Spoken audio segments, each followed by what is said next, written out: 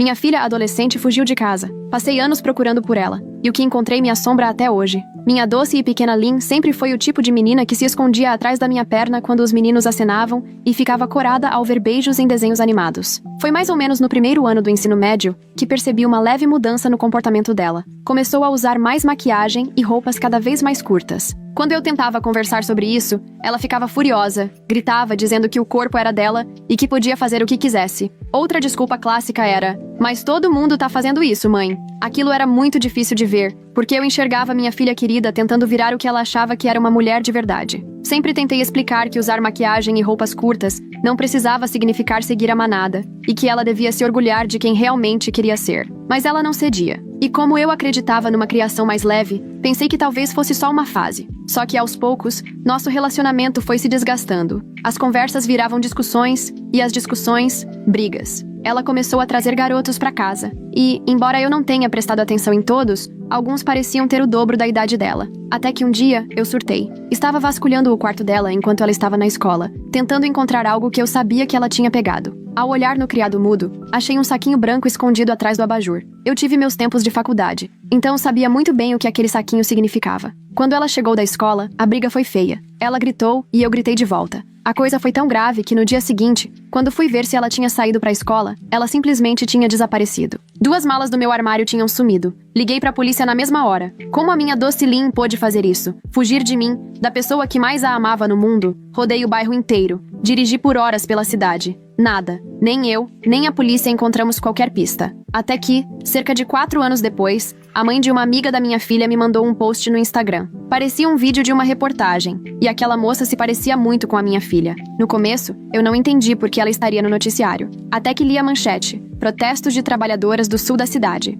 Eu fiquei em choque. Não podia ser verdade. Minha filha não tinha seguido por um caminho tão pesado assim. Mas quanto mais eu assistia ao vídeo, mais ela parecia estar completamente fora de si. As lágrimas começaram a escorrer sem parar. Ali estava eu, sentada no meu quarto, vendo a vida da minha filha desmoronar, e sem poder fazer nada. O vídeo era de Los Angeles, na Califórnia, e eu morava numa cidade pequena no interior do Texas. Depois de alguns dias tentando digerir aquela notícia, tomei uma decisão. Eu precisava ir atrás dela. Comprei a primeira passagem disponível para Los Angeles e fui o mais rápido que consegui. Nas semanas seguintes, aluguei um carro e comecei a rodar por toda a parte sul da cidade, como dizia a reportagem. Escolhia uma rua, dirigia até o final, passava para a próxima quadra e recomeçava. Sabia que as chances de encontrá-la eram pequenas, mas naquela altura eu já não tinha escolha. A polícia não ajudava em nada, então nem me dei o trabalho de procurá-los. Até que um dia, aconteceu um milagre. Estava dirigindo por um bairro abandonado e mal cuidado quando vi alguém com feições muito parecidas com as da minha filha. Me aproximei,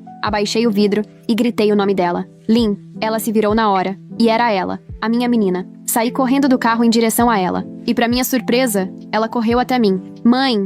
Mãe! Ela chorava. A gente se abraçou como nunca antes. As lágrimas escorriam do nosso rosto. Foi um momento que nunca vou esquecer. Ela entrou no carro e depois de uns 10 minutos de choro e abraços, levei ela para comer e tentar conversar. Mas ela ainda parecia meio fora de si. Eu percebi que ela estava machucada, por dentro e por fora. Achei que, comendo alguma coisa, a gente conseguiria colocar o papo em dia. Só que ela ficou ali sentada, com o olhar vazio, quase sem demonstrar emoção. Não sei se era o efeito das substâncias, mas aquilo me deu um medo enorme. Perto do fim do jantar, consegui arrancar algumas palavras dela, mas assim que saímos, fui direto pro carro, esperando que ela viesse junto. Ela não veio. Ficou parada me olhando. Perguntei o que ela estava fazendo. Ela não queria voltar comigo? Recomeçar do zero? Então ela chegou mais perto e me disse uma coisa que vai me assombrar pelo resto da vida. Eu não posso ir. Se eu for, eles me acham e me machucam. Ali, eu entendi que a situação era muito mais grave do que eu imaginava. Sabia que era hora de envolver a polícia. Insisti para ela entrar no carro,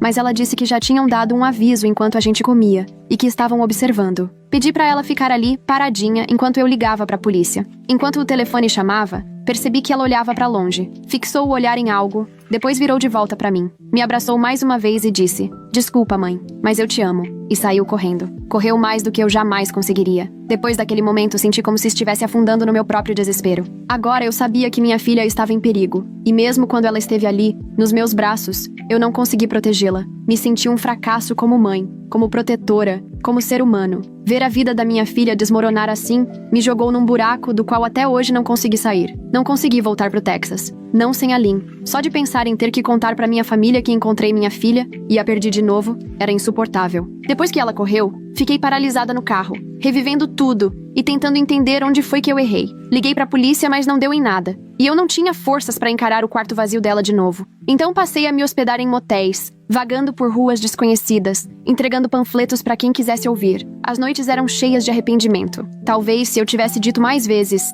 eu te amo, e menos vezes, tô decepcionada, na maioria dos dias, só tentava seguir em frente, na esperança de que a promessa de algum funcionário de abrigo significasse algo. Mas a cidade te faz perder a fé com facilidade. Ainda assim, todo dia de manhã eu me forçava a levantar e continuar, porque por mais que a esperança diminuísse, eu ainda não estava pronta para desistir da minha filha. Comecei pela Figueroa, colando panfletos em pontos de ônibus e lavanderias, indo cada vez mais para o sul. As pessoas passavam por mim apressadas, algumas indo trabalhar, outras já com uma bebida na mão. Às vezes, cruzava olhares com alguém, mas na maioria das vezes, ninguém olhava. E os que olhavam pareciam já saber. Mais uma garota desaparecida. Mais uma mãe desesperada. Fiquei pensando quantos rostos aquelas paredes já tinham visto antes. Numa esquina, onde um grupo de adolescentes se aglomerava ao redor de um carrinho de supermercado quebrado, entreguei alguns panfletos. Uma menina, que devia ter no máximo 16 anos, com o esmalte descascado e um piercing brilhante no nariz, ficou olhando por um bom tempo para a foto da Lynn.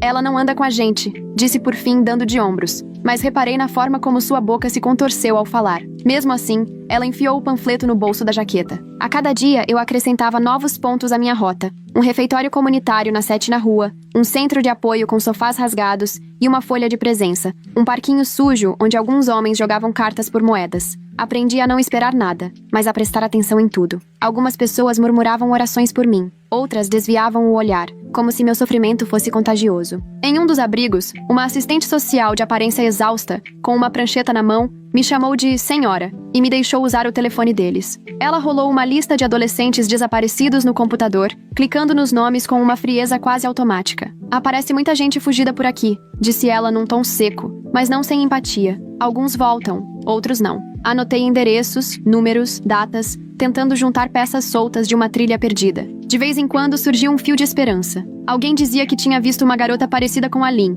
num ponto de ônibus, ou trabalhando no balcão de uma loja de rosquinhas. Eu corria até lá, com o coração acelerado, vasculhando cada rosto. E toda vez, não era ela. Quando o barulho da cidade se tornava insuportável, eu me pegava encarando a calçada, lendo rabiscos de giz desbotados e desejando que algum sinal me mostrasse para onde ir. Às vezes eu só sentava dentro do carro e respirava, deixando o mundo girar ao meu redor. Não podia me permitir desmoronar. Não agora. Comecei a reconhecer rostos. O segurança que me observava colar panfletos na vitrine do 7-Eleven. A senhora com o carrinho de compras que ficava perto da saída da rodovia. Havia algo reconfortante na rotina deles.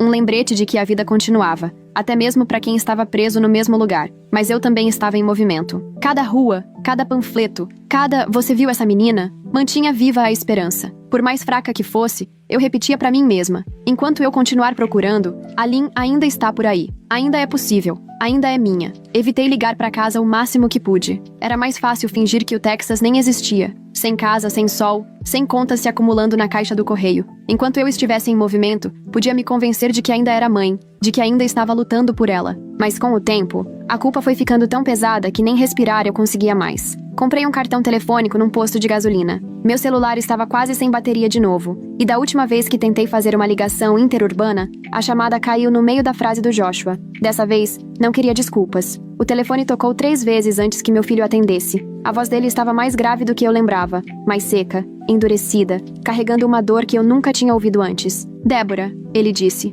E não "mãe". Aquilo bateu como um soco no peito. "Oi, querido. Só queria saber como vocês estão", falei, forçando uma leveza que eu definitivamente não sentia. Ele ficou em silêncio. "Você ainda tá na Califórnia?" Assenti com a cabeça. E só depois percebi que ele não podia me ver. "Sim, ainda tô procurando." Outra pausa longa. "Já se passaram quase 2 meses, sabia disso?" A vovó tá preocupada. O pai ligou. Disse que, se você não der notícia no trabalho, vai perder o emprego. Tentei manter a voz firme. "Joshua, eu preciso encontrar ela. Não posso simplesmente ir embora." "Mas você foi embora da gente." A voz dele tremeu, só um pouco. "Você me deixou." Aquilo doeu mais que qualquer crítica. Tentei engolir o choro. "Eu sei, meu amor. Me desculpa. É só que eu ainda preciso tentar. Ela tá por aí. Eu sei que tá. Eu entrei no quarto dela hoje", ele disse. E por um momento, a dureza na voz cedeu. "Ainda tem o cheiro dela. Às vezes eu entro lá e fico só desejando que ela volte. Mãe, mesmo que você não consiga trazer ela de volta. As palavras dele apertaram cada ferida aberta dentro de mim.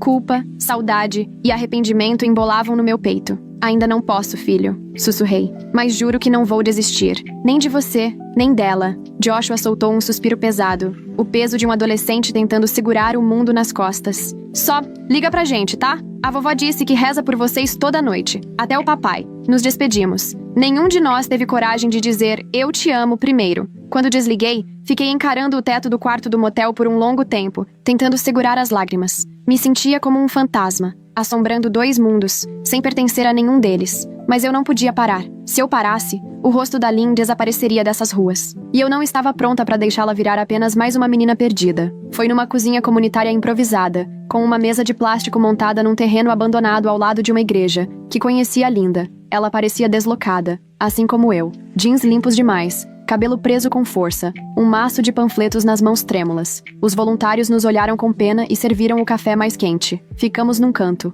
como 2 ilhas num mar de sofrimento. Ela apontou para os meus panfletos. A sua também tá desaparecida? Levantei a foto da Lynn. 4 anos já. Vi ela faz uns dias, mas fugiu. Linda deu um sorriso triste e me mostrou o panfleto dela. Meu filho, Toby, fugiu de casa no ano passado. Desde a Páscoa, nunca mais vi. Era estranho, mas reconfortante. Conversar com alguém que entendia essa dor. Com a Linda, eu não precisava explicar por que minhas mãos tremiam ou por que eu encarava cada adolescente que passava. Ela me contou sobre as ligações que fazia para hospitais, sobre como insistia com a polícia, sobre as noites dormindo no carro em frente aos abrigos. Já decorei os horários de entrada, admitiu, esfregando os olhos. Eles estão sempre lotados e nunca sabem de nada. Andamos juntas pelas ruas naquela tarde, distribuindo panfletos e trocando histórias. Linda falou da casa silenciosa em Bakersfield, do ex-marido rancoroso, dos aniversários em que as cadeiras ficaram vazias. Eu falei do Joshua, da culpa que me esmagava quando ligava para casa, e do silêncio da minha mãe, que tinha parado de perguntar quando eu voltaria. Era mais fácil andar com alguém.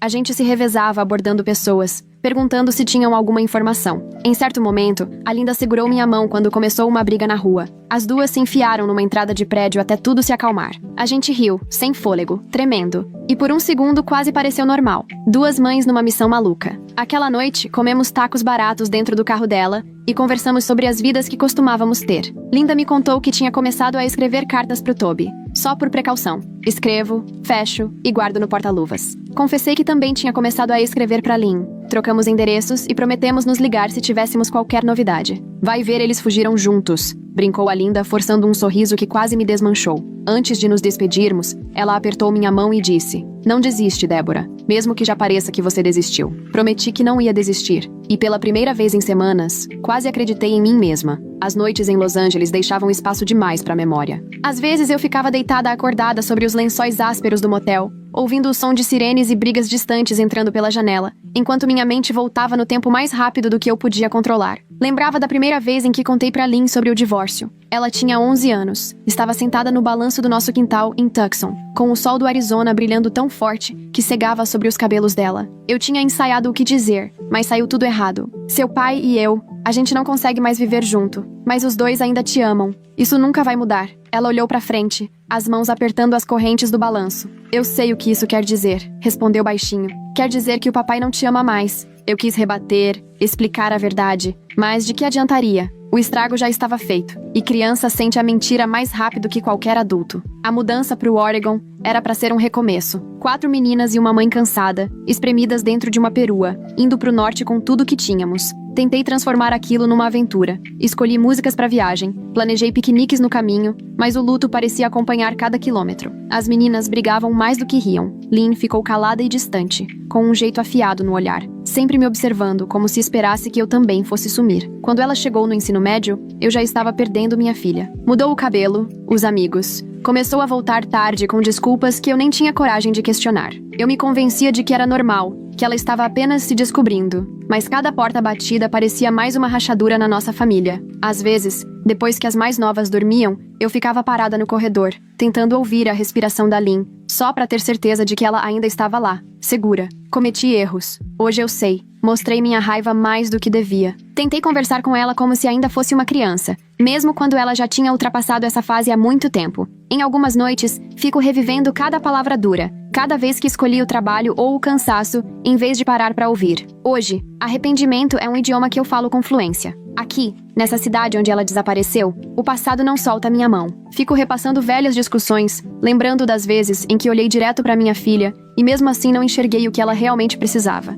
Talvez, se eu tivesse amado de outro jeito, prestado mais atenção, hoje ela estaria em uma cama quentinha, em vez de perdida no escuro. Mas não posso mudar o que passou. Tudo o que me resta é continuar procurando, torcendo para ainda não ser tarde demais, para encontrá-la e também para encontrar o perdão, por mim e por ela. Eu costumava acreditar no sistema, não completamente, mas o suficiente para achar que se algo realmente grave acontecesse, alguém de uniforme apareceria para ajudar. Em Los Angeles, essa fé murchou bem rápido. Na primeira vez que fui até uma delegacia, vesti minha camisa mais arrumada e tentei manter a voz firme. Esperei mais de 1 hora para ser atendida, sentada numa cadeira de plástico, sob luzes brancas e cruéis. O ambiente cheirava a suor, café ruim e esperanças quebradas. Quando chegou minha vez, o policial mal levantou os olhos. "Fugiu de casa?" perguntou, rabiscando no papel sem nem olhar para mim. "Minha filha. Ela sumiu faz anos, mas eu vi ela. Tenho certeza de que está aqui, e tá em perigo." Ele levantou uma sobrancelha e folheou uma pasta velha. "Quantos anos ela tem agora?"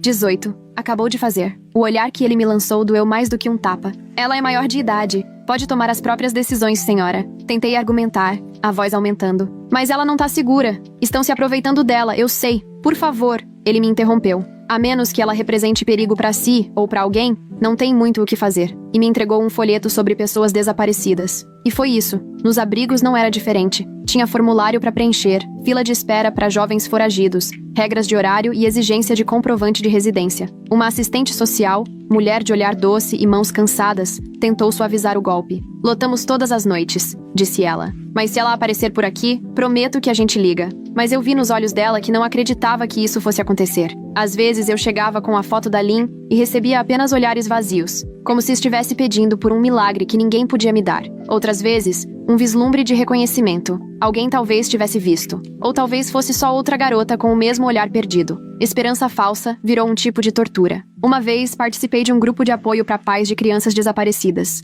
A ideia era que cada um compartilhasse sua história, mas tudo o que consegui fazer foi escutar. Histórias tão parecidas com a minha, vozes quebradas, algumas ainda se agarrando à fé, outras já vazias, consumidas pela ausência. Fiquei olhando para o relógio, pensando em todas as horas que perdi esperando que outra pessoa encontrasse minha filha. Teve noite que liguei para números de ajuda só para ouvir a voz de um estranho, para não me sentir tão sozinha. Na maioria das vezes, desligava antes mesmo de alguém atender. Comecei a me perguntar se o mundo era feito para esmagar mães como eu. Se cada porta fechada era um aviso para eu desistir. Mas eu não desisti. Cada não me deixava mais brava, mais determinada. Se o sistema não fosse salvar a Lynn, então eu teria que fazer isso sozinha. Não sabia como, mas sabia que não podia contar com ninguém. Então fui com ainda mais força para as ruas, agarrada à esperança, transformando a indiferença da cidade no meu combustível. Talvez fosse pouco, mas era tudo que me restava. Foi numa tarde de terça-feira que a ligação chegou. Eu estava sentada num canto de uma lanchonete, encarando os últimos goles frios de café, quando meu telefone vibrou. Número desconhecido.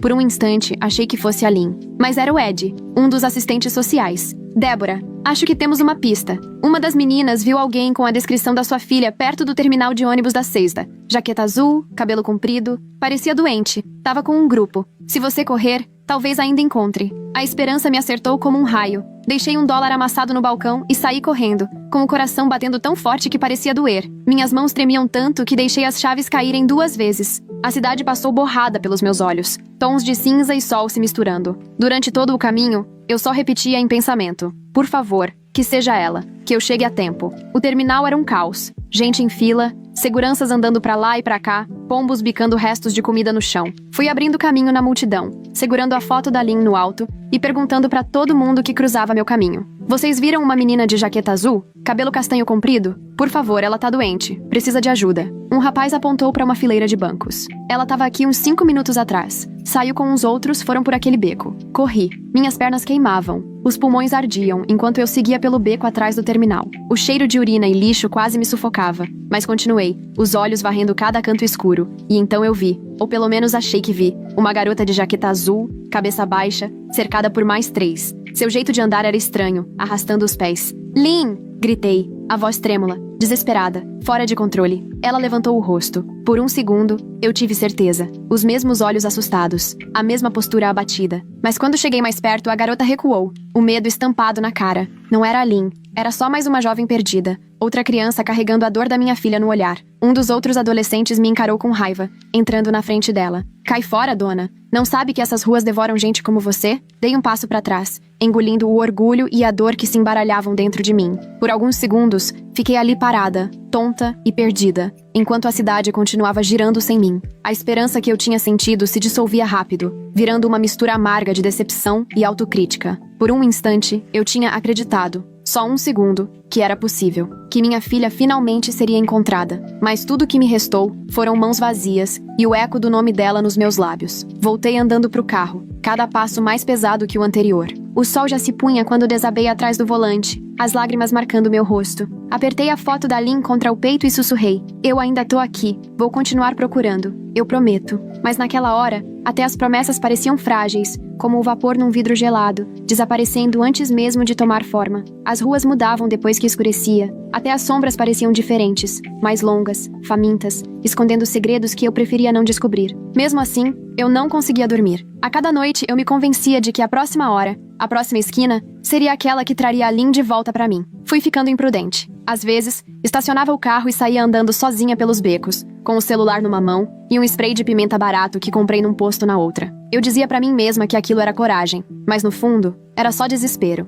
Numa dessas noites, enquanto colava um panfleto num poste enferrujado atrás de umas lojas abandonadas, ouvi passos atrás de mim, rápidos, afiados, perto demais. Virei num pulo e dei de cara com um rapaz. Não devia ter mais que 20 anos. Os olhos agitados, a respiração curta. "O que você tá fazendo aqui?" perguntou com a voz baixa e áspera. Tentei não deixar o medo sair na voz. "Só tô procurando alguém. Minha filha. Ela tá desaparecida." Ele olhou pro panfleto. "Tem dinheiro?" Balancei a cabeça. Mesmo assim, ele se aproximou. "Moça, você não devia estar aqui." Num movimento rápido, ele foi na direção da minha bolsa. Tentei recuar, mas ele agarrou meu braço com força, me puxando com brutalidade. Antes que eu pudesse gritar, uma segunda pessoa apareceu. Uma mulher magra como um fio de vento, o rosto coberto por um lenço sujo. Ela gritou algo num idioma que eu não entendi, e o rapaz soltou meu braço, cuspindo no chão. "Você deu sorte", murmurou, antes de sumir na escuridão. Fiquei ali, tremendo, tão chocada que nem consegui chorar. A mulher se aproximou, os olhos semicerrados. "É loucura andar sozinha por aqui",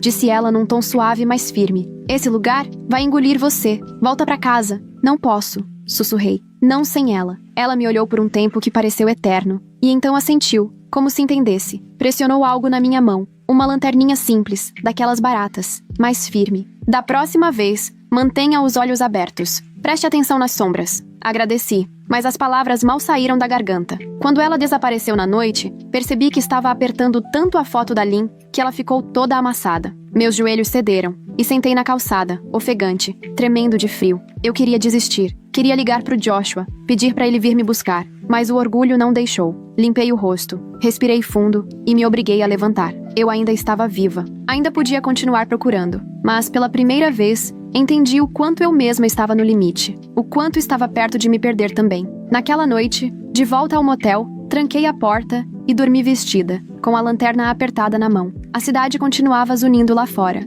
mas eu sonhei com casa, com a Lynn ainda pequena, segura na cama, sua mãozinha agarrada na minha. Quando acordei, soube que a cidade ainda não tinha me vencido, mas estava bem perto. Era quase amanhecer quando o telefone do quarto tocou, um som agudo e estranho, que me arrancou do sono instável. Por um instante, achei que fosse sonho, mas o toque insistia. Atendi num pulo, com o coração na garganta. "Alô?" A voz do outro lado era de uma mulher, firme, mas apressada. "Aqui é do Hospital County General. Recebemos uma jovem sem identificação que bate com a descrição de um panfleto entregue ontem à noite. Precisamos que a senhora venha confirmar." Minhas mãos tremiam tanto que quase deixei o telefone cair. "Ela tá bem?" "Está viva, mas em estado delicado. Por favor, venha o quanto antes." Saí do quarto em poucos minutos, esquecendo tudo, menos as instruções da enfermeira. A cidade ainda estava cinza e vazia, as ruas lavadas por uma chuva fraca da madrugada. Fui orando em voz alta, fazendo promessas de tudo que eu poderia dar, se pudesse apenas ter minha filha de volta. No hospital, tudo parecia acontecer em câmera lenta. A recepcionista olhou minhas roupas e meu rosto esgotado,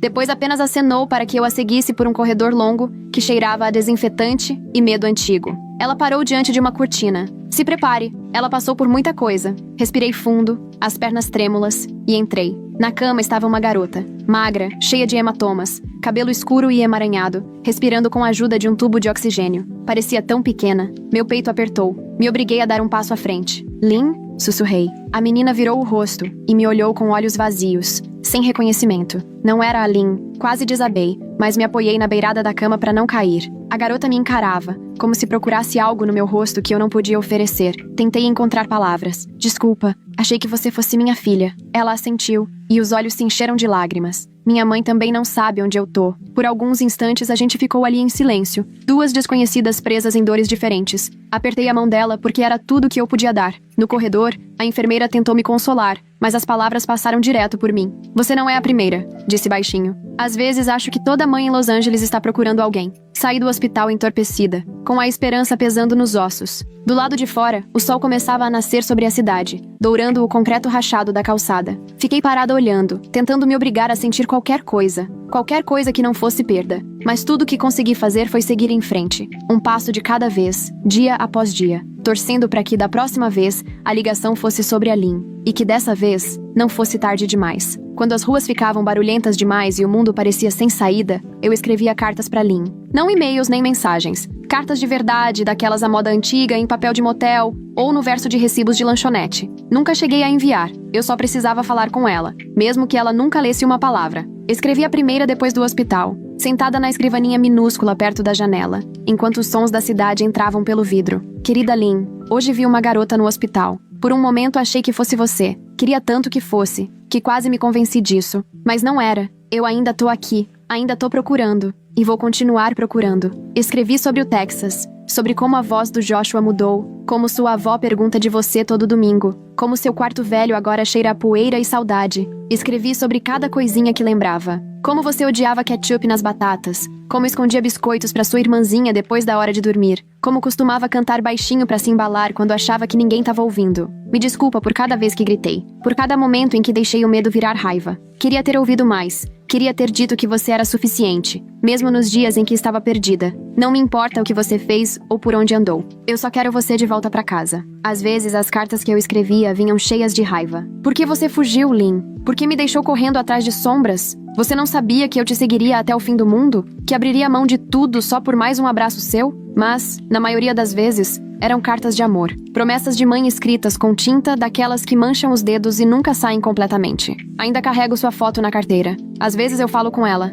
Talvez isso signifique que estou perdendo a cabeça. Ou talvez só signifique que continuo sendo sua mãe. Mesmo aqui, mesmo agora. Nas noites mais solitárias, eu escondia as cartas debaixo do travesseiro, como se as palavras pudessem ocupar o lugar da filha que não conseguia encontrar. Me dizia que, um dia, com sorte, eu entregaria essas cartas nas suas mãos, e que você entenderia, que me perdoaria, e talvez assim, eu também pudesse me perdoar. Mas até esse dia chegar, as cartas se acumulavam, testemunhas silenciosas da minha esperança, da minha dor, do meu amor, e eu continuava escrevendo, porque enquanto eu escrevesse, a Lynn ainda estava por aí. Enquanto eu escrevesse, ainda havia uma chance. Às vezes, tarde da noite, eu abria a galeria do celular e ficava rolando fotos antigas. Aniversários no Texas, o Joshua sorrindo com o boné do time de beisebol, a Lynn assoprando velas, todo mundo espremido no sofá. Parecia outra vida. Outra versão de mim mesma. A cada poucas semanas, eu me obrigava a ligar para casa. Sabia que eles se preocupavam, mesmo que não dissessem com todas as letras. Atendi no terceiro toque dessa vez.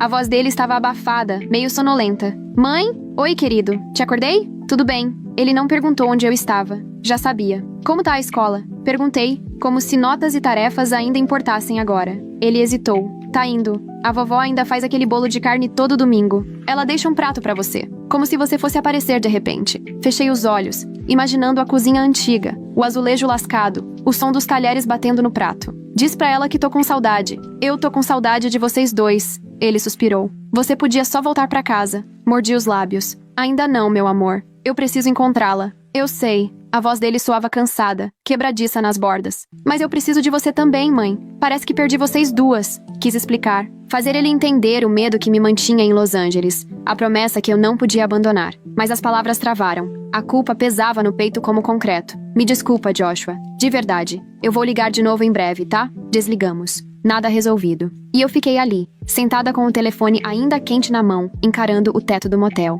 Lembrei da última vez em que estávamos todos juntos. Lynn e Joshua brigando pelo controle remoto. Minha mãe rindo como se a gente fosse sempre ser inteiro. Fiquei imaginando o que eles diziam para as pessoas na igreja. Qual história contavam para os vizinhos quando perguntavam por mim? Será que me culpavam? Será que queriam que eu tivesse desistido? Me sentia assombrada pela sensação de que, a cada quilômetro longe de casa, eu perdia um pedaço de mim mesma. Mas se eu voltasse, talvez perdesse a Lynn para sempre. E quem sabe, me perdesse junto. No silêncio, puxei o maço de cartas que escrevia para Lynn e passei a mão por cima, alisando cada uma. Por um instante, desejei poder escrever uma pro Joshua também. Explicar como é amar 2 filhos ao mesmo tempo e sentir que está falhando com os 2. Mas em vez disso, fiquei só ali sentada, sentindo falta de uma vida que não existia mais, rezando para que, um dia, de alguma forma, eu conseguisse trazer todos nós de volta para casa. O dia em que reencontrei a Linda, a cidade estava coberta por uma neblina densa de manhã cedo, que fazia tudo parecer distante, abafado. Nos esbarramos na fila da cozinha comunitária, o ombro curvado contra o frio. Antes mesmo de falar, dava para ver o cansaço no rosto dela. Estava mais magra, os olhos vermelhos. Encontraram o Toby, sussurrou com a voz oca. Meu estômago afundou. Onde? Ela balançou a cabeça com os olhos no chão. Num canal de escoamento lá pros lados de Alhambra. Acreditam que ele ficou lá por semanas. Ela engoliu em seco. Disseram que, provavelmente, estava sozinho. Não havia nada que eu pudesse dizer. Peguei a mão dela e, por um momento, ficamos ali. 2 mães se segurando como se a outra fosse a única coisa que restava. O barulho da fila sumiu e tudo que ouvi foi a respiração entrecortada da Linda. Pensei que fosse sentir, sei lá, alívio talvez, por finalmente saber. Mas tudo que eu sinto é vazio. Como se meu corpo tivesse virado vidro e eu tivesse medo de me mover e quebrar. Apertei a mão dela com mais força. Sinto muito, Linda. Sinto tanto. Ela soltou uma risada curta, amarga. Pelo menos agora posso parar de procurar. Pelo menos agora posso dormir, mesmo que eu não queira mais sonhar. A hora seguinte passou em silêncio. Sentamos na calçada, tomando uma sopa rala e dividindo o tipo de silêncio que só a dor entende.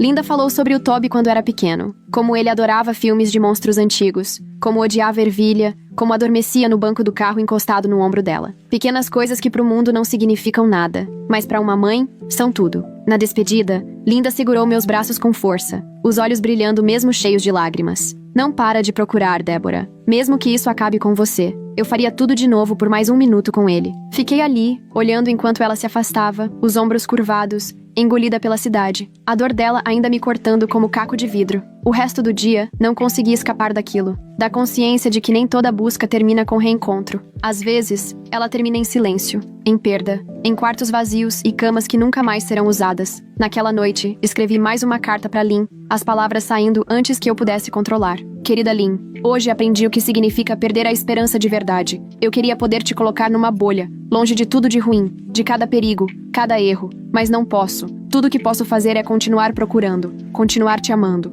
mesmo que você nunca volte. Coloquei a carta debaixo do travesseiro e fiquei acordada por horas, com o coração apertado pela história da Linda, rezando para que a minha tivesse um fim diferente. Foi numa quinta-feira, quase 6 meses depois de eu ter visto a Lynn na rua pela primeira vez. A cidade sufocava com o calor da primavera, e eu já estava no meu último panfleto, todo amassado, as bordas gastas de tanto ser passado de mão em mão. O Ed, assistente social, ligou pouco depois do meio-dia. Débora, acho que você precisa vir até o abrigo Santa Cecília. Tem uma garota aqui, perguntando por você. Meu coração disparou tanto que quase deixei o telefone cair. É ela? Perguntei. Ele hesitou. É melhor você vir. Dirigi como uma louca, ignorando semáforos vermelhos e buzinas. Minhas mãos apertavam o volante com tanta força que chegaram a travar. Do lado de fora do abrigo, o sol refletia nas janelas rachadas, e minhas pernas quase cederam quando empurrei a porta. O saguão estava cheio de gente cansada, passos arrastados e o cheiro amargo de café velho no ar. No fundo do saguão, encolhida numa cadeira de plástico, estava uma garota com o cabelo caído sobre o rosto,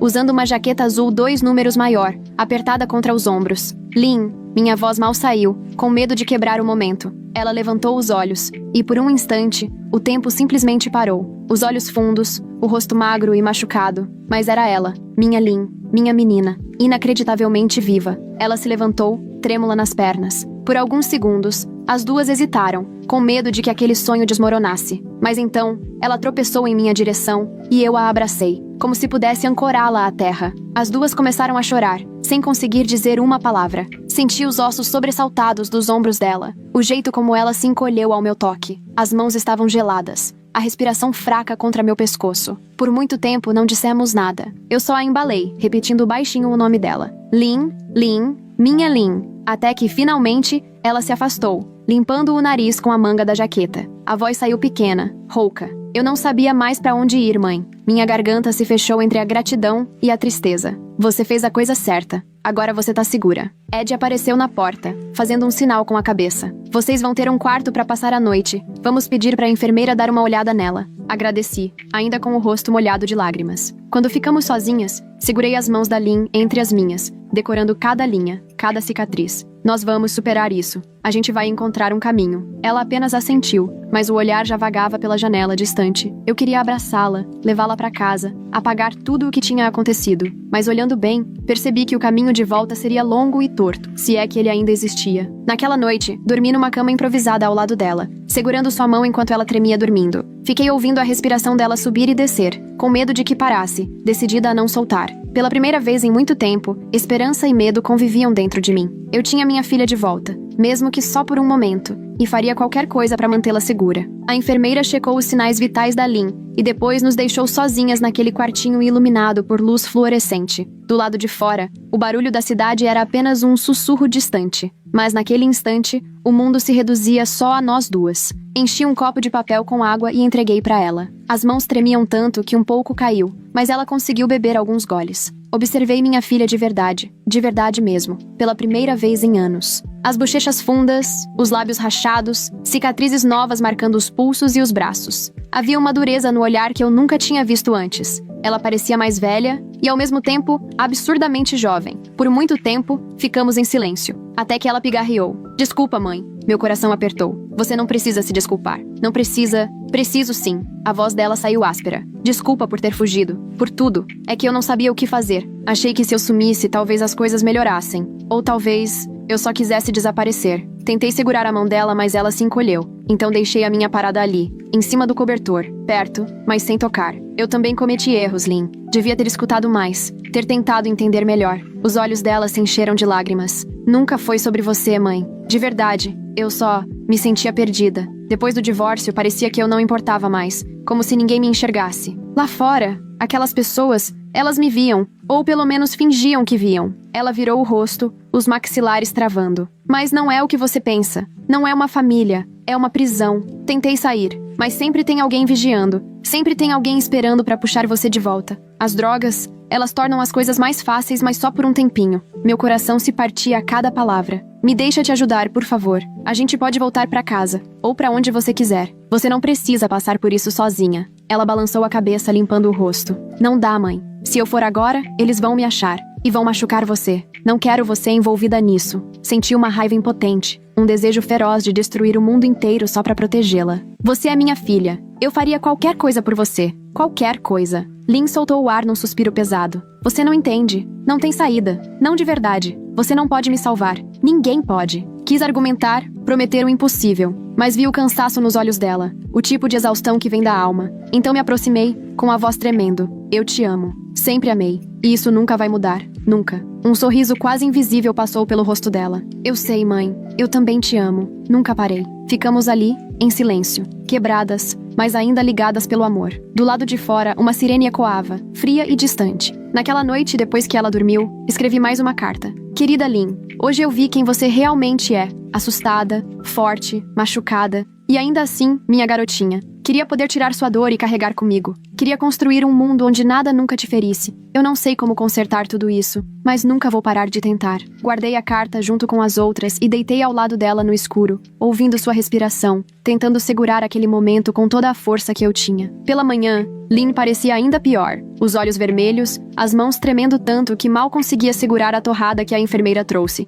Sentei ao lado dela, vendo-a tentar engolir. Cada mordida parecia uma batalha que ela estava perdendo. O abrigo nos deu mais uma noite. Depois disso, Lynn teria que seguir caminho. Tentei convencê-la a ficar mais tempo, a procurar um centro de recuperação ou ir para o hospital. Você precisa de ajuda, implorei. A gente pode ir para onde você quiser. Só deixa eu te levar para algum lugar seguro. Ela balançou a cabeça. Não vai funcionar, mãe. Eles sabem onde eu tô. Se eu for com você, vão atrás da gente. Vão machucar você para me alcançar. Pensei em chamar a polícia, mas depois de tantas noites implorando ajuda e recebendo só promessas vazias, Já sabia o que aconteceria. Eles ouviriam a história dela, diriam que ela podia ir embora se quisesse, e a deixariam de novo na rua. O sistema nunca foi feito para meninas como ela. Ainda assim, tentei. Liguei para todos os números que a enfermeira me deu. Clínicas de reabilitação, abrigos femininos, casas de apoio, todos tinham lista de espera. Alguns não aceitavam garotas com mandado aberto. Outros exigiam que ela estivesse limpa para entrar. Uma mulher ofereceu uma vaga numa clínica a 2 horas dali, mas teríamos que ir por conta própria. E a Lynn teria que estar sóbria na entrada. Olhei para ela, suando,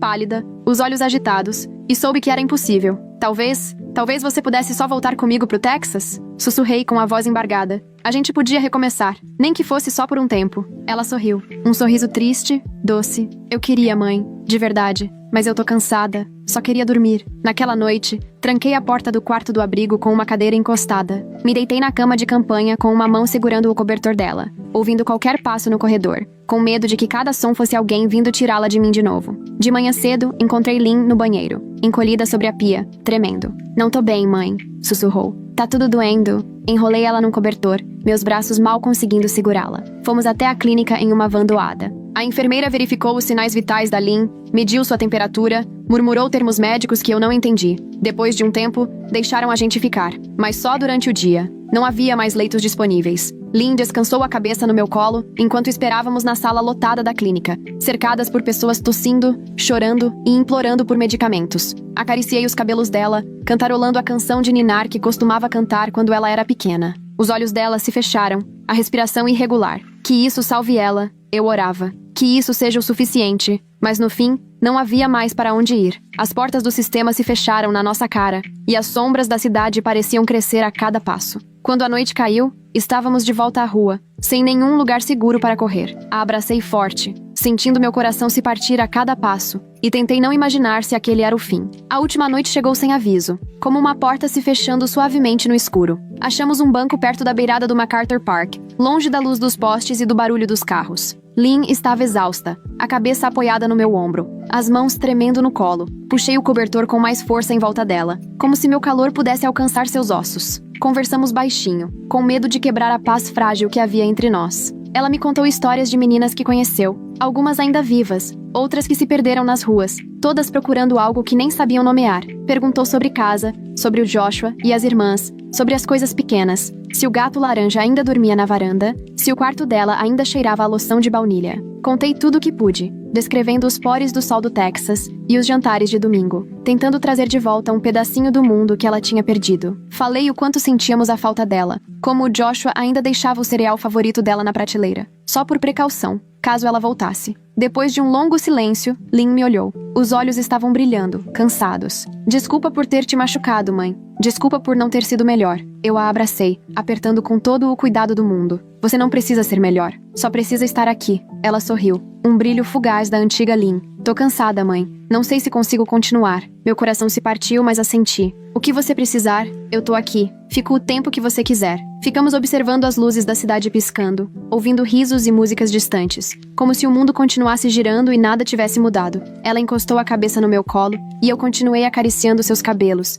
cantarolando a música que ela amava quando era criança. Quis guardar aquele momento num frasco, protegê-la ali para sempre. Quando ela adormeceu, fiquei com medo de soltá-la, com medo do que o próximo amanhecer traria. Pouco antes do nascer do sol, ela se mexeu, os olhos pesados. Te amo, mãe. Não esquece, tá? Beijei sua testa, as lágrimas escorrendo no meu rosto. Jamais. Eu te amo mais do que tudo. Quando o sol subiu no céu, tingindo o horizonte de laranja queimado e dourado, ela apertou minha mão uma última vez e voltou a dormir. Fiquei observando seu peito subir e descer, contando cada respiração, segurando aquele instante com tudo que eu tinha. Eu não sabia, mas aquele era o nosso adeus. Os dias se confundiram depois daquela noite. Lynn desapareceu do abrigo tão silenciosamente quanto chegou. Passei 2 dias revirando parques, refeitórios comunitários, rodoviárias, qualquer lugar onde ela pudesse estar. Toda vez que perguntava, "Você viu essa garota?", as pessoas só balançavam a cabeça ou desviavam o olhar. Na manhã do 3º dia, o telefone do quarto do motel tocou. O som cortou o silêncio como uma faca. Atendi no 2º toque, com o mundo se estreitando ao zumbido da linha e ao peso no meu peito. "É a Débora?" A voz era oficial, rígida, já carregava tristeza. "Sim, aqui é o oficial Marques. do Departamento de Polícia de Los Angeles. Sinto muito, senhora. Encontramos uma jovem que corresponde à descrição da sua filha. Ela foi levada ao County General ontem à noite. Houve uma overdose? Ele engoliu seco. Ela não resistiu. Não consegui respirar. Não consegui pensar. O mundo girava, e eu apertava o telefone com tanta força que achei que fosse quebrá-lo na mão. Não, sussurrei. A palavra era pequena demais para dor. Não, você tá enganado. Ela tinha me ligado. A voz do policial suavizou, mas não adiantava. Vamos precisar que a senhora venha fazer o reconhecimento. Sinto muito mesmo. Desliguei sem dizer mais nada. Meu corpo se moveu sozinho, cambaleando até o banheiro, jogando água fria no rosto, como se aquilo pudesse me acordar desse pesadelo. O espelho refletia uma mulher despedaçada, olhos inchados, pele pálida, boca retorcida de tanta dor. Sentei na cama, segurando a última carta que escrevi para Lynn, a tinta ainda borrada pelas minhas lágrimas. Li e reli, implorando para que aquelas palavras significassem mais, algo que a trouxesse de volta. As horas seguintes passaram como um borrão, assinar papéis, reconhecer aquele corpo pequeno e sem vida, ligar pro Joshua e pra minha mãe, ouvir os choros do outro lado da linha. Não havia mais nada a fazer, além de sobreviver ao momento. O mundo lá fora seguia em frente. Carros buzinavam, o sol nascia e se punha. As pessoas iam trabalhar e voltavam pra casa. Mas o meu mundo tinha acabado. Tudo que eu lutei, tudo em que acreditei, tudo que esperei, morreu junto com minha filha naquele quarto frio de hospital. No silêncio que restou, me agarrei às memórias dela, ao som da risada, ao calor dos abraços, ao eco do "Te amo, mãe".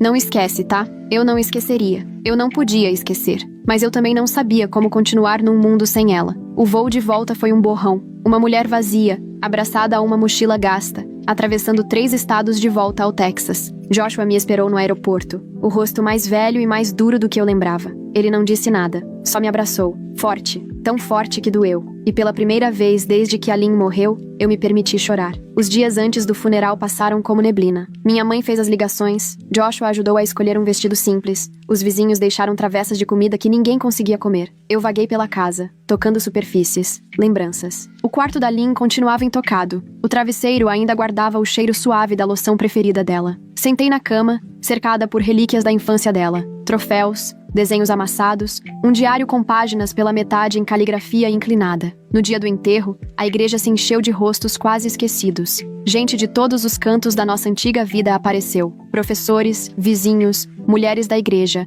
amigos antigos que não nos viam há anos. Alguns vieram por pena, outros por solidariedade, mas a maioria por um único motivo: se despedir da menina que todos nós perdemos de formas diferentes. O pastor leu salmos, a voz suave tentando acalmar um mar de luto. Joshua ficou ao meu lado, firme, o maxilar travado. Minha mãe chorava sem tentar esconder, o lenço apertado nos lábios. Eu me sentia flutuando, fora do meu corpo. O mundo inteiro se resumia ao caixão de madeira simples no altar. As pessoas contaram histórias sobre a Lynn quando criança, sobre o sorriso dela, sua teimosia, sua gentileza. Algumas pessoas lembraram da Lynn de jeitos que eu já tinha esquecido, ajudando como voluntária no abrigo de animais, defendendo as irmãs mais novas, cantando no coral da igreja. Antes de tudo desmoronar, quando chegou minha vez, caminhei até a frente com as mãos trêmulas. As palavras que escrevi eram simples. Minha filha não era apenas as escolhas que fez. Ela foi uma luz nas nossas vidas. Uma menina que errou, que se perdeu, que amou intensamente, e foi amada com a mesma intensidade em troca. Eu nunca vou deixar de amá-la.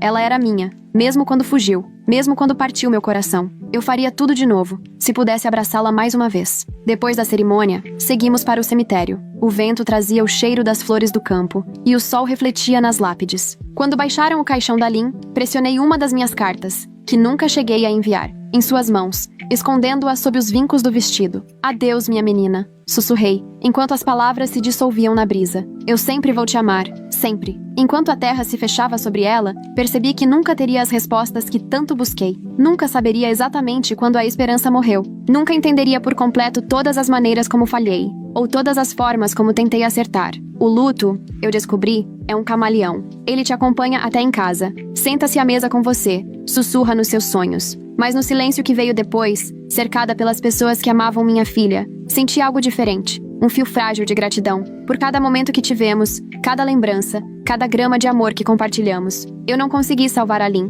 mas podia lembrar dela. Podia levá-la comigo do único jeito que sabia. Uma semana depois do funeral, enquanto eu mexia nas coisas antigas da Lynn, encontrei um envelope escondido no fundo da gaveta da cômoda. A caligrafia era inconfundível. inclinada, cheia de voltas, com os pontinhos do "si", sempre em círculos pequeninos. Na frente, com uma caneta azul desbotada, estava escrito apenas "Para a mamãe". Minhas mãos tremiam enquanto eu abria. Dentro, havia 3 cartas, todas escritas no mesmo papel pautado que ela usava para fazer redações da escola. A primeira tinha data de alguns meses depois que ela fugiu. Querida mãe, sei que você está me procurando. Eu sinto mesmo daqui. Às vezes vejo mulheres na rua com panfletos e penso em correr até elas, perguntar se te conhecem, mas fico com medo. Eu não sei como voltar para casa. Me desculpa por todas as formas que te machuquei. Espero que você esteja bem. Com amor, Lynn. A segunda era mais curta, provavelmente escrita num dos dias mais escuros. Algumas noites eu sonho que estou de volta no meu quarto. Ouço você cantarolando. Sinto o cheiro da janta no fogão. Queria ter escutado mais.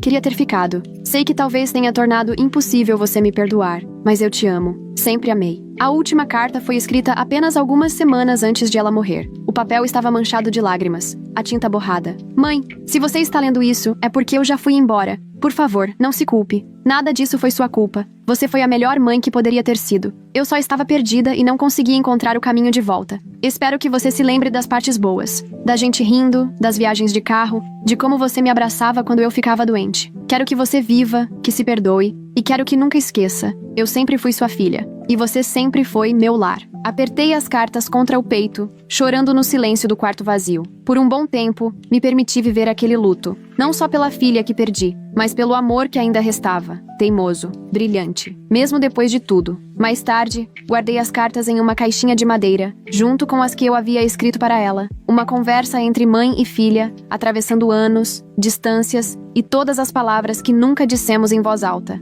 Naquela noite, pela primeira vez desde que a Lynn morreu, sonhei com ela. Não com a menina quebrada do fim, mas com a criança que corria pelo quintal, rindo, os cabelos bagunçados pelo vento. Quando acordei, o luto ainda estava lá, mas tinha algo mais. Uma esperança pequena, insistente. Um lembrete de que o amor, mesmo machucado e despedaçado, nunca morre de verdade. O luto não desaparece, ele se transforma.